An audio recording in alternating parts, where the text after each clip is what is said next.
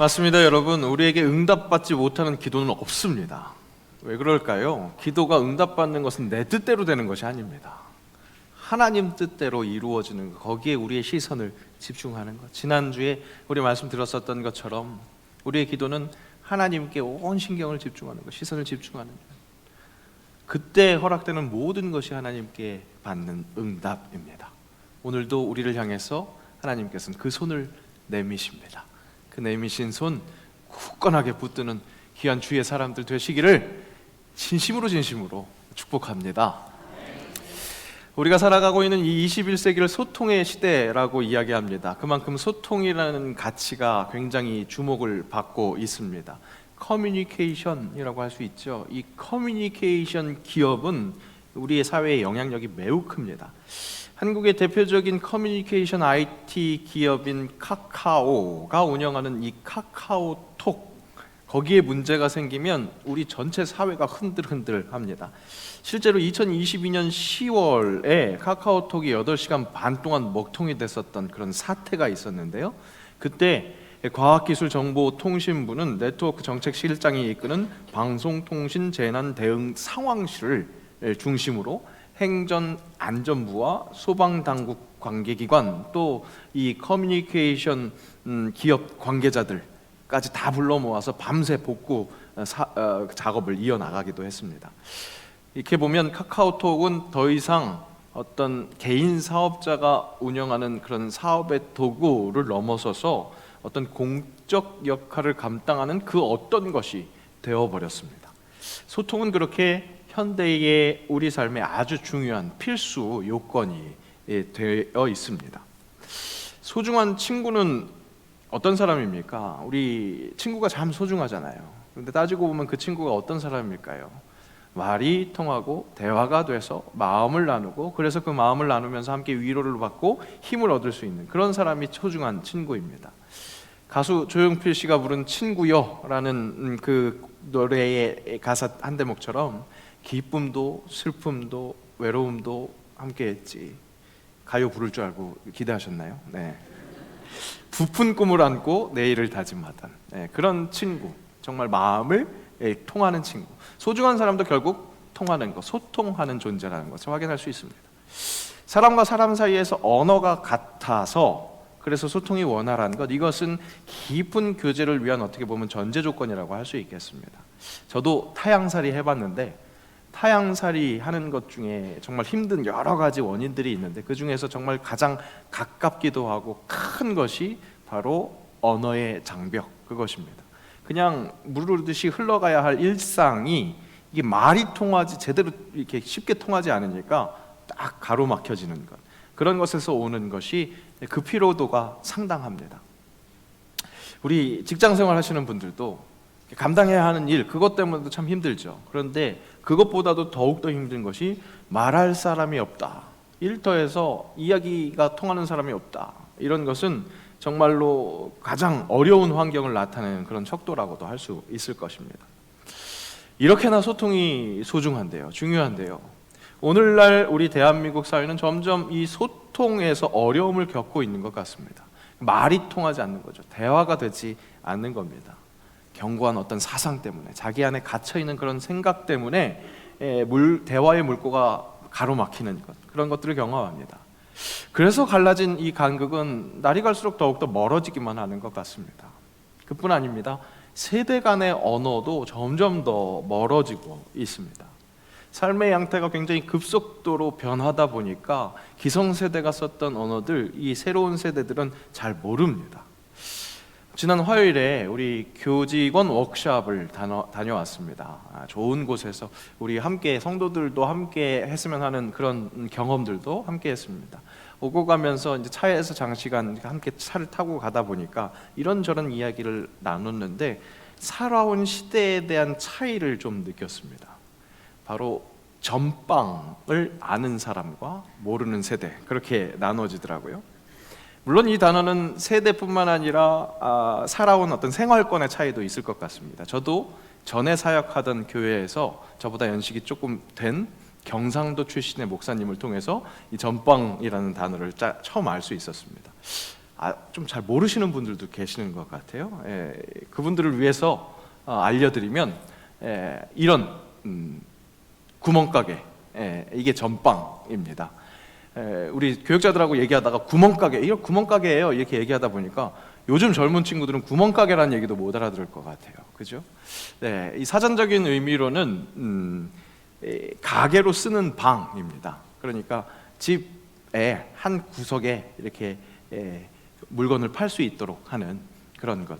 요즘 사람은 뭐 슈퍼마켓, 구멍가게 그렇게 알아들어야 할 텐데 세대와 지역에 따라서 알 수도 있고 모를 수도 있는 그런 표현입니다. 요즘 MZ세대들은 이 한자에 익숙하지 않다 보니까 한자어로 된 기성세대의 언어, 단어를 잘 모릅니다. 심심한 사과는 싱거운 사과처럼 그렇게 받아들이기도 합니다. 아니면 사과라는 말을 이해했다 할지라도 전심을 다해서 진심으로 해야 할 사과를 왜 심심하게 해? 그렇게 조금 이상하다 이런 생각을 합니다. 초등학생 국어 단어 시험 답안에 고지식하다를 지식이 높다라고 적고 구직을 오래된 직장이라고 적는 것이 이 초등학생 한 명만의 상황이 아니다 보니까, 그런 현상이 아니다 보니까 이런 것이 뉴스로 나온 거거든요. 뉴스거리가 되는 겁니다. 그런가 하면 어른들은 요즘 MZ 세대들의 단어, 그들의 표현을 전혀 알아듣지 못하죠. 여러분, 드르륵학이 무엇인지 아십니까? 답이 너무 일찍 나왔네요. 저 편의점 앞에 있는 저 플라스틱 의자 있죠. 이걸 드르륵학이라고 부른대요. 이유는 이게 끌면 드르륵학 하는 소리 나잖아요. 그러니까 이걸 드르륵학이라고 그렇게 부른다고 합니다. 또 여러분, 복복복은 뭔지 아세요? 복 많이 받아라, 복 많이 받아라 이런 얘기일까요? 그렇지 않습니다. 복복복은 우리가 얼마 전에 썼던 쓰담쓰담이라는 표현 혹시 아세요? 쓰다듬고 싶은 그런 상황이 있을 때 쓰담쓰담 얘기했는데, 그런 것처럼 뭔가 좀 위로가 된다거나 그런 표현이 필요할 때 복복복, 이렇게 쓰다듬듯이 복복복, 그렇게 쓴다고 합니다. 오늘 좀 좋은 거 배웠으니까 또 우리 젊은 애들한테 가서 복복복 이러시면 젊은 사람이 될까요? 아니요, 더 이상한 사람 됩니다. 괜히 아는 척한다고, 알지도 못하면서. 이 신세대들이 하는 그런 모든 것들 밈이라고 하는데, 그것은 감성을 주고받는 겁니다. 그냥 겉으로 뭔가 했다고 해서 그 이어지는 것이 아닌 거죠. 그렇게 소통이 되는 것. 소통이 되어야 하는데 이렇게 전혀 못 알아들을 말들을 하고 있는, 서로가 서로를 잘 알지 못하는, 이해하지 못하는 것, 참 불행한 현상입니다. 교통정체, 여러분 말만 들어도 속이 꽉 막히죠. 짜증이 막 확 나죠. 혈액순환에 문제가 생기면 건강에 아주 치명적인 타격을 입습니다. 잘 통하는 것이 참 소중한 것이다, 진짜 필요한 것이다, 우리가 쉽게 알 수 있습니다. 그런데 우리가 살고 있는 이 세상이 점점 잘 통하지 않는, 소통이 원활하지 않는다는 것, 이건 정말 기도해야 할 문제입니다. 오늘 우리가 함께 읽은 사도행전 2장 말씀, 흔히들 이야기하는 마가의 다락방에 성령의 강림이 일어난 그런 사건, 그것으로 기억합니다. 이 본문에서 우리의 시선을 빼앗는 것은 무엇입니까? 바로 우선은 특별한 신비한 현상, 그것을 이야기한 2절, 3절의 그 아주 신비한 현상, 그것일 겁니다. 함께 읽어보겠습니다. 호련히 하늘로부터 급하고 강한 바람 같은 소리가 있어 그들이 앉은 온 집에 가득하며 마치 불의 혀처럼 갈라지는 것들이 그들에게 보여 각 사람 위에 하나씩 임하여 있더니. 여러분, 이 사건의 현장에서 그려지고 있는 그 현상들 머릿속에서 잘 그려지십니까? 상상이 되십니까? 사도행전을 쓴 누가는 의사였습니다. 그래서 그랬는지 그의 관찰력과 표현력은 조금 남다릅니다. 그가 누가복음을 썼는데 누가복음이 복음서 중에서 분량이 가장 많습니다. 그 이유가 아마 그렇게 그의 특별한 관찰력, 표현력 때문에 분량도 늘어난 것 아닐까 싶습니다. 오늘 성령 강림의 사건의 현장을 보도하는 것도 그런 누가의 특징이 아주 그대로 드러납니다. 누가의 그 세밀한 모든 기술, 그런데 그것을 한마디로 평가하자면, 오늘의 이 지금 일어나고 있는 현상을 누가가 세밀하게 썼는데 그것을 한마디로 표현하자면 어떻게 평가할 수 있느냐? 말로 형언할 수 없는 이라고 요약하는 것이 좋을 것 같습니다. 하늘로부터 급하고 강한 바람 같은 소리가 있대요. 바람도 아니래요. 바람 같은 소리라고 그렇게 표현합니다. 그렇게 단정할 수 없는 겁니다. 그리고 마치 불의 혀처럼 갈라지는 것들이라고 적고 있습니다. 의사의 눈으로 좀 더 정확하게 적어내려면, 그것을 좀 표현하려면 이 땅에 있는 어떤 것으로 표현하는 것이 좋겠습니다. 그런데 누가는 불의 혀라는 표현을 선택했습니다. 이는 이 땅에 실존하는 대상이 아닙니다. 물론 이 누가가 쓴 단어들을 우리말로 직역하면 이렇습니다. 그들 자신을 분배하는 불과 같은 혀들. 더 무슨 말인지 모르겠죠. 네. 불의 혀라고 하면 불에 속한 어떤 혀, 이렇게 이야기할 수 있겠는데, 누가가 쓴 말을 그대로 직역해 보자면 오히려 불에 속한 혀가 아니라 혀인데 불과 같이 생긴 것이 갈래갈래 분리되었다, 뭐 이렇게 이해할 수 있는 겁니다. 중요한 것은 이 신비로운 현상을 뭐라 형용하기 힘든, 누가는 의사이기 때문에 모든 것들을 정량적으로 표현할 수 있을 것 같은데 그런 누가로서도 참 표현하기가 힘든 그런 현상이었다라고 그렇게 이해할 수 있다는 겁니다. 신비하고 범접할 수 없는 것 같은 그런 현장, 오늘 말씀을 대하는 우리의 첫 번째 충격이라고 할까요? 임팩트는 그렇게 신비로운 현상입니다. 이 충격적인 현장이 우리의 뇌리에 너무나 강력하게 다가오다 보니까 우리는 성령의 역사를 어떻게 생각합니까? 모두 지금 그 현장에서만 일어난다고 기억하기 쉽습니다. 이런 현장에서만, 신비로운 현장에서만 일어난다고 그렇게 기억하기 쉽습니다. 바로 지금 우리의 삶에서도 바로 이런 초자연적인 체험이 재현되기만을 사모하는 것, 그런 경향이 우리에게 있다는 겁니다. 하지만 성경이 말씀하시는 구속사의 전체 그 흐름 속에서 오늘 이 사건, 이것은 우리에게 재현되어야 할 사건으로 제시된 것보다 새로운 시대를 선포하시는 하나님의 구원 역사의 현장으로 그렇게 기억해야 된다, 그렇게 말할 수 있습니다. 한 신학자의 이 사건에 대한 평가가 저에게 울림이 있었습니다. 오순절 성령 강림은 역사적 사건이다, 새로운 한 시대를 시작한 사건이라는 점에서 반복될 수 없는, 반복될 필요가 없는 중요한 사건이다. 우리는 집회를 열면서 오순절 성령의 역사가 이곳에 다시라고 기도하지만 그렇게 기도할 필요는 없다. 오순절 사건은 한국의 1907년 부흥이나 미국의 대각성 운동 등 교회사의 다른 성령 사건과 나란히 놓을 수 없는 독특하고 유일한 사건이다, 그렇게 말하고 있습니다. 그러니까 그리스도의 십자가와 부활이라는 그 사건을 통해서 구속사의 역사가 성자, 그것으로 변화되었듯이 오순절의 성령 강림으로 인해서 완전히 새로운 시대, 성령의 시대가 시작되었고 지금도 계속되고 있다는 것.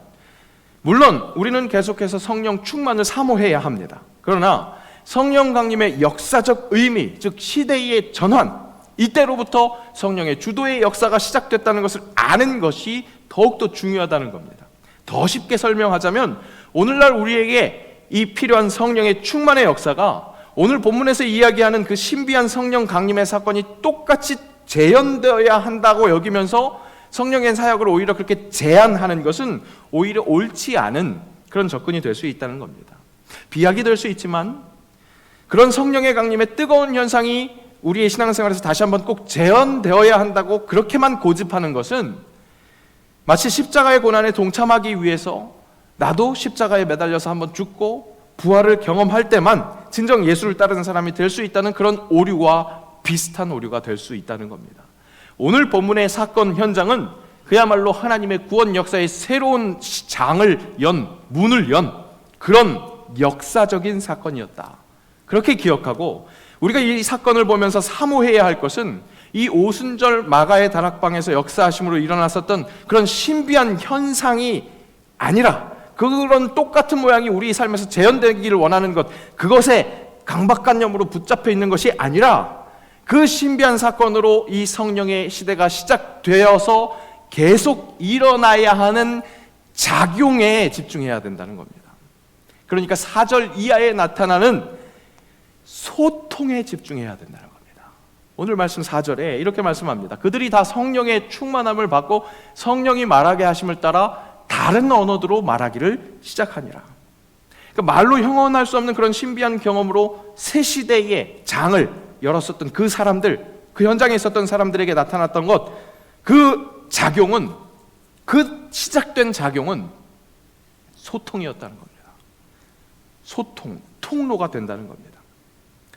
당시 이 사건이 일어난 예루살렘에는 팔레스타인과 지중해 연안, 그러니까 성경의 그 장이 되는 여러 곳에서 흩어져 살고 있었던 유대인 디아스포라들이 절기가 되어서 예루살렘으로 모여들었습니다. 이들은 유대인이라는 그 출신 성분은 같을지 모르지만, 뿌리는 같을지 모르지만 쓰는 언어가 다 달랐습니다. 자기가 살고 있는 그 곳곳마다 다른 언어들, 그 언어들을 쓰고 있었던 겁니다.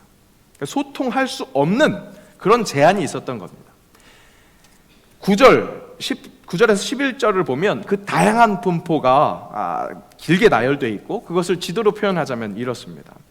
그러니까 다 흩어져 살았던 사람들이 한 곳에 모여서 지금 성령이 강림하는 그 사건을 경험하게 된 겁니다. 그런데 어떤 일이 일어났습니까? 갈릴리 사람들이 말을 하는데, 아마 그 사람들은 아람어를 썼을 거예요. 그런데 듣는 사람들이, 그 갈릴리 사람들이 자기들의 언어로 이야기하는 것을 듣는 겁니다. 이게 무슨 일입니까?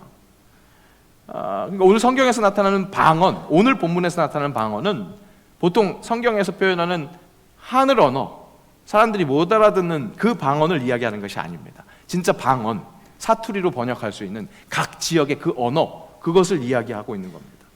갈릴리 사람들이, 생전 배운 것 없는 그런 사람들이 각 나라의 말을 얘기하는 겁니다. 이해를 돕기 위해서 말씀드리자면, 전빵 주인이, 영어 공부 한 번도 해보지 못했던 전빵 주인이, 전빵이 마켓인지도 모르는 그 사람이 미국 사람이 여행 왔는데 그 사람과 영어로 소통을 하고 있는 겁니다. 놀라운 신비의 역사죠. 우리에게도 있었으면 하는 은사입니다. 영어 공부도 안 했는데 영어를 막 하는 거예요. 얼마나 좋겠습니까? 그런데 오늘 이 말씀을 통해서 우리가 기억해야 할 것은, 사모해야 할 것은, 그렇게 신비한 현상이 나에게도 일어났으면이 아니라 성령의 시대, 그렇게 시작된 그 성령의 시대에 정말로 필요한 것은 통하는 역사였다는 것, 그것이 일어났다는 것. 성령의 역사는 그렇게 통하는 작용으로 시작되었고, 그 역사가 지금 계속되고 있다는 겁니다. 성령 강림의 현장으로 시작된 그 성령의 시대에 말이 통해서 그들이 주고받았던 것, 그것은 무엇이었습니까? 우리가 다 우리의 각 언어로 하나님의 큰 일을 말함을 듣는도다. 갈릴리 사람들이 이야기하는데 우리의 언어로 들리는 거예요. 그런데 무슨 말을 한다고요? 하나님의 큰 일을 말하는 것을 들었습니다. 서로 하나님의 큰 일을 말하고 듣고 그렇게 소통했다는 겁니다. 우리 모두는 성령의 사람이 되는 것을 사모합니다. 그런데 혹 성령의 신비한 사건, 그 현상으로 감격하는 것, 뭔가 짜릿해지는 것, 그런 것만을 바라보고 있는 것, 그런 것에 집착하고 있는 것은 아닙니까? 그렇게 영적 황홀경을 경험할 때 받는 감동 내지는 어떤 감격만을 축적하려는 그런 욕심에 사로잡혀 있는 것은 아닙니까? 여러분, 아무리 좋은 영양분이라도요, 쓰이지 않는 칼로리는 군살이 되어서 만병의 근원인 비만으로 다가옵니다. 우리에게 필요한 통함은 하늘과 연결되는 그 통함과 함께 땅으로 흘러가야지 건강하게 그 통함이 이루어지는 겁니다. 하나님이 자신의 형상대로 사람을 만드시고 처음으로 허락하신 문화, 명령은 분명 통로가 되는 것이었습니다. 창세기 1장 28절 함께 있습니다.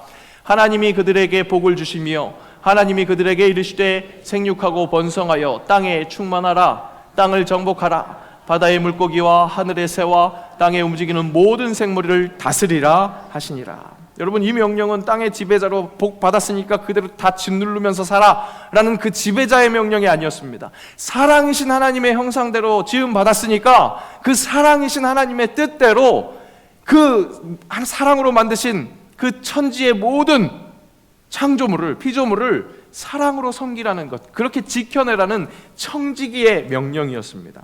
그러니까 하나님의 사랑을 그대로 잘 받아들여서 그것을 그대로 흘려보내는 그런 통로가 되라는 명령입니다.